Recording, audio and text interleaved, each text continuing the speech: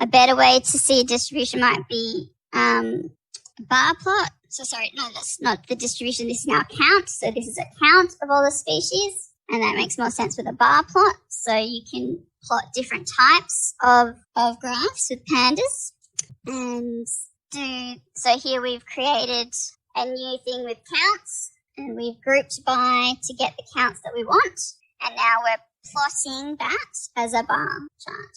Now, if we want to look at how many animals were captured in each plot, we can use the unique function. So here we're getting the total count is our data frame, which is grouped by plot using the record ID column and how many unique values we get off that. And here we're going to do another bar plot. So here we have the plot number, and there we have the number of unique IDs counted.